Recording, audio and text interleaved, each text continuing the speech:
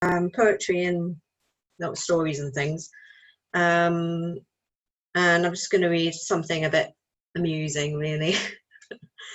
It's called Serena's Christmas Bubble Monster. It's not really the right season, but never mind. So I'll start there and then I'll sort of continue and see what happens, whether I read a few more bits. Right, so Serena turned the tap on full blast.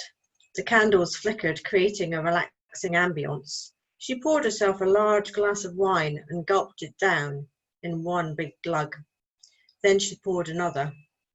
Continuing in the same vein, she tipped the whole bottle of her favourite scented apple bubble bath in. No half measures, not tonight.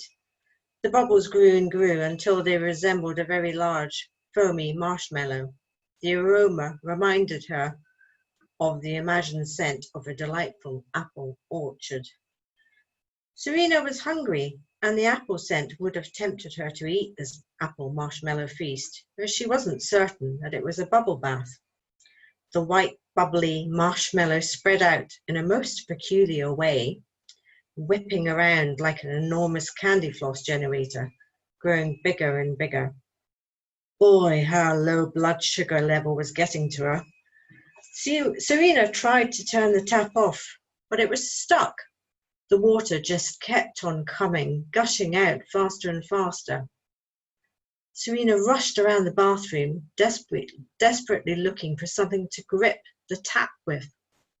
In the process, the towel she had secured around her body nearly fell off. She found a hand towel and tried turning the tap off again. Still no luck. If the water wouldn't stop, it would flood the house, and this foaming marshmallow bubble would keep on growing and growing. She sensed this was beyond the scope of her normal realm of experience. She couldn't Google this. In desperation, she shouted for her husband, but he didn't come. He must have fallen asleep in front of the TV, been listening to loud music, or gone to the pub without telling her. That sounded more likely. Men. She shouted again, and this time she got a reply, a response she wasn't expecting. Stop shouting. Can't you see I've got an important job on? You're agitating me, and agitated bubbles make for an agitated fellow. And I'm sure you wouldn't want that. The bubbles could talk? How peculiar. They sounded like a gush of water you would hear at the end of a very long ride at a favourite water park. This fountain of exploding bubbles waved its soapy arms about in distress, sending little clouds of foam tumbling in all directions. Serena gasped. The bubbles were frothing and foaming and getting more distinct by the minute. The bubble creature was now the size of a little man, who appeared to be frowning. Oh, stop it. Will you stop it? Just for a minute, please. Mr. What can I call you? Shouted Serena. I'm forgetting my manners. Do accept my apologies, my dear. I'm Mr. Bubble Monster.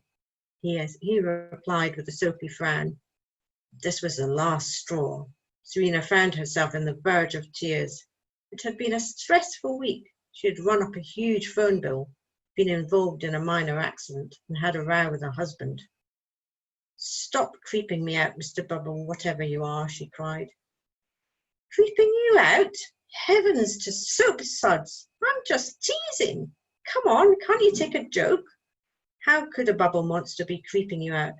I'm just made from hot steaming water and friendly bubbles. Serena saw her mistake. Really, it had been an overly stressful week. Now that I look at you more closely, I don't think you look frightening, but I'm not sure what you are. You're flicking bubbles everywhere, and if you keep this up, you'll flood my house. I don't flood houses. Well, not often, only when I'm cross. Today I'm in a good mood.